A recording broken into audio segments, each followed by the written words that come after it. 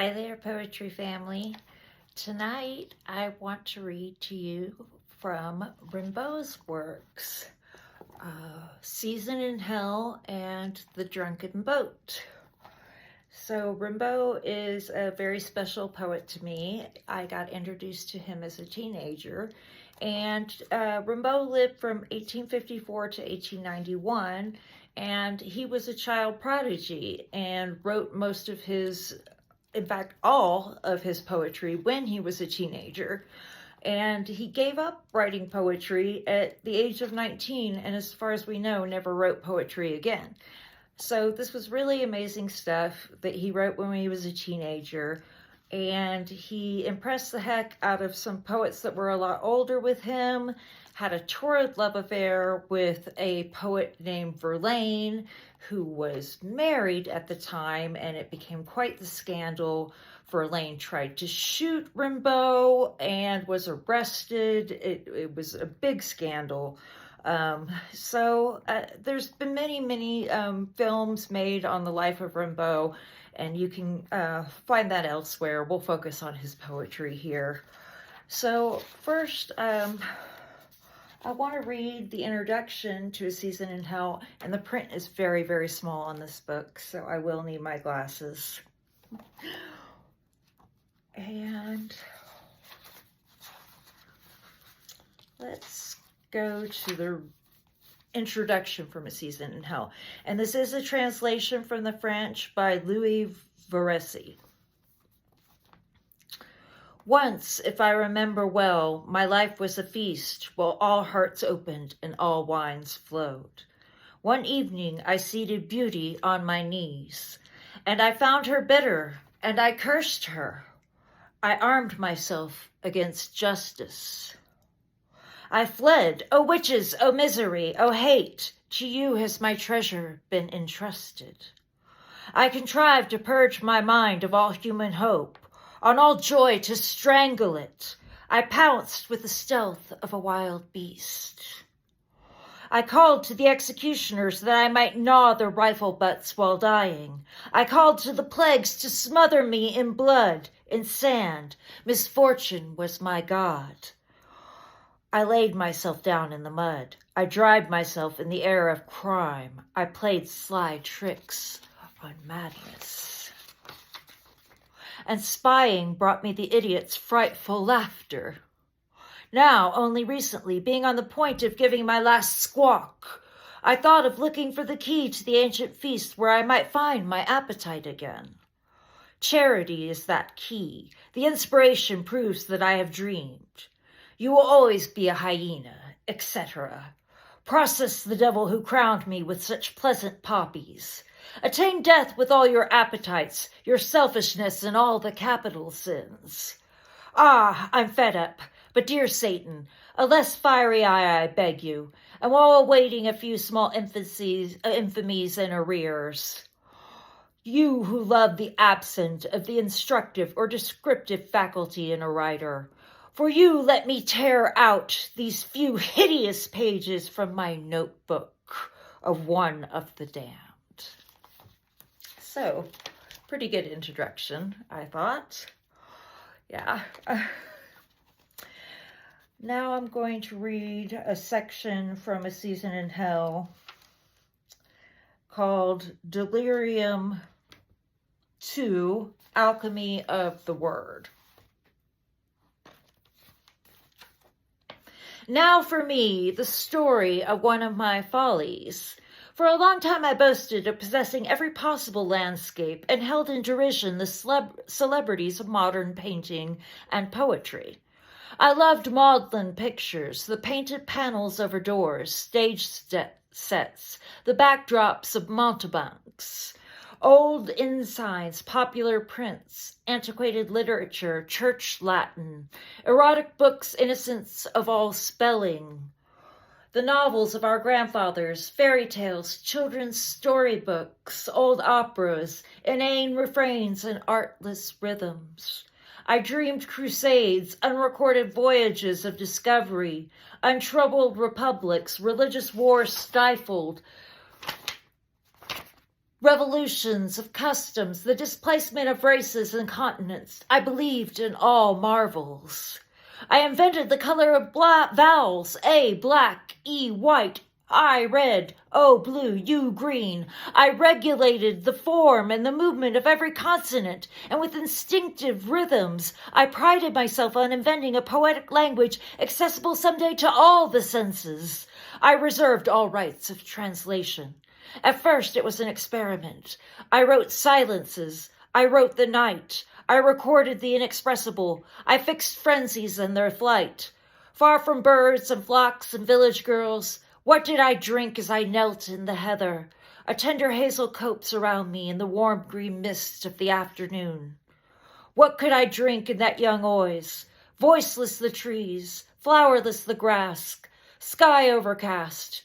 Drink at those yellow gourds far from my cabin, so dear. Liquors of gold that bring heavy sweating. I seemed a sorry sign for an inn. A storm came chasing the sky away, and virgin sands. Drank all the water of the evening woods. God's wind blew icicles into the ponds. As I wept, I saw gold, and could not drink. Morning summer, 4 o'clock. Deep still love's sleep endures, while fetid evening's odors from the green bowers evaporate. Down in their vast woodyards, under a Hesperian sun, the carpenters in shirt sleeves toil already, calm in their deserts of moss, precious canopies preparing, where the city will paint skies fabulous and false. Oh, for those charming workers, subjects of a Babylonian king, Venus, a moment leaves the lovers whose souls are wreathed. O queen of shepherds, bring to the workers wine, that their powers be appeased, awaiting the noon swim in the sea. Poetic quaintness plays a large part in my alchemy of the word. I became an adept at simple hallucination. In place of a factory, I really saw a mosque, a school of drummers led by angels, carriages on the highways of the sky, a drawing room at the bottom of a lake, monsters, mysteries. The title of a melodrama would raise horrors before me. Then I would explain my magic sophisms with the hallucination of words. Finally, I came to regard as sacred the disorder of my mind. I was idle, full of a sluggish fever. I envied the felicity of beasts, caterpillars that represents the innocence of limbo, moles, the sleep of virginity. My temper soured. In kinds of ballads, I said farewell to the world. It's hard to believe that a teenager wrote these poems. The next one I'm going to read is called Song of the Highest Tower. Oh, may it come, the time of love, the time we'd be enamored of. I've been patient too long. My memory is dead. All fears and all wrongs to the heavens have fled, while all my veins burst with a sickly thirst.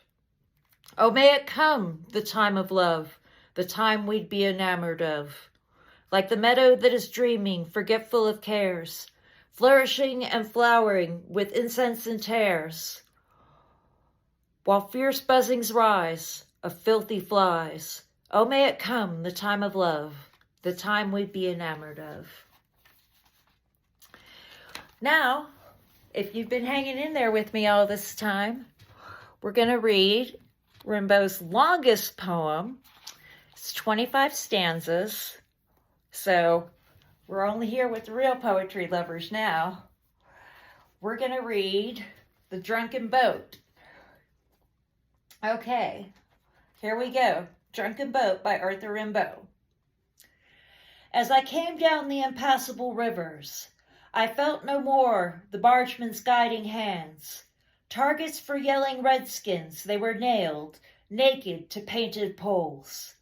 What did I care for any crews, carriers of English cotton or of Flemish grain, bargemen and all that hubbub left behind? The waters let me go of my own free way. In the furious lashing of the tides, emptier than children's minds, I through that winter ran. And great peninsulas unmoored never knew more triumphant uproar than I knew. The tempest blessed my wakings on the sea. Light as a cork I danced upon the waves, eternal rollers of the deep-sunk dead, nor missed at night the lantern's idiot eyes. Sweeter than sour apples to a child, green waters seeped all through my seams, washing the stains of vomit and blue wine, and swept away my anchor and my helm. And since then I've been bathing in the poem of star-infused and milky sea, devouring the azure greens where flotsam pale a brooding corpse at times drifts by, where dying suddenly the blue, rhythms delirious and slow in the blaze of day, stronger than alcohol, faster than your leers, ferment the bitter reds of love. I know the lightning open skies, waterspouts, eddies, and surfs. I know the night, and dawn arisen like a colony of doves. And sometimes I have seen what men have thought they saw. I've seen the low sun, fearful with mystic signs, lightning with far-flung violent arms, like actors in an ancient tragedy, the fluted waters shivering far away.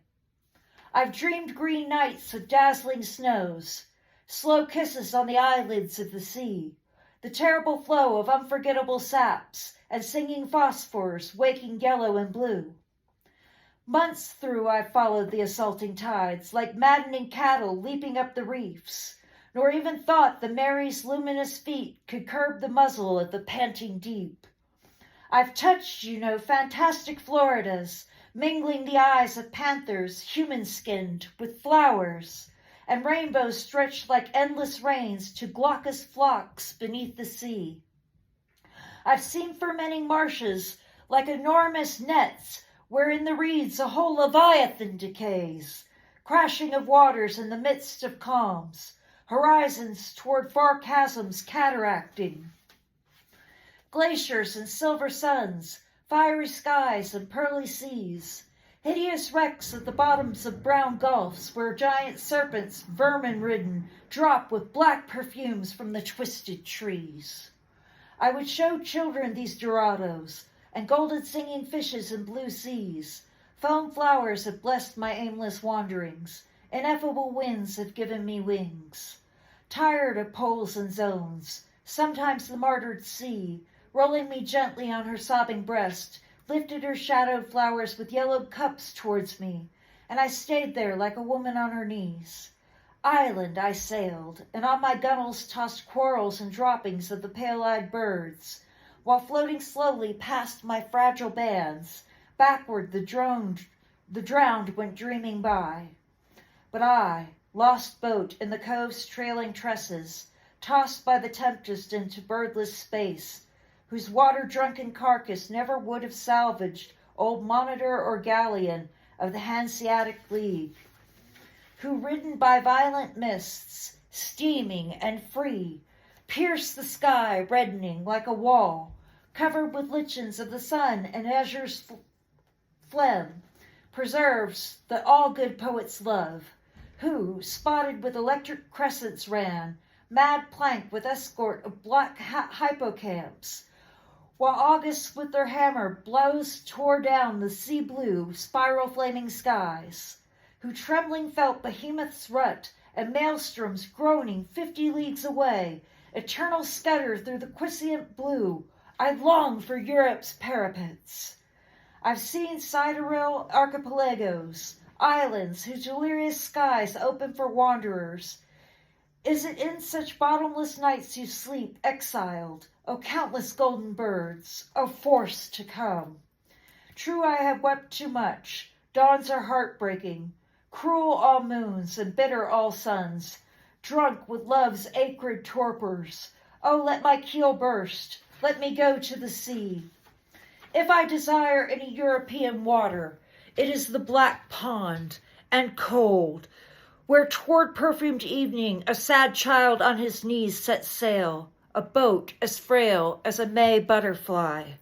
I can no longer, bathed in your languors, O waves, obliterate the cotton carrier's wake, nor cross the pride of penitent flags, nor swim past prison hulks, hateful eyes.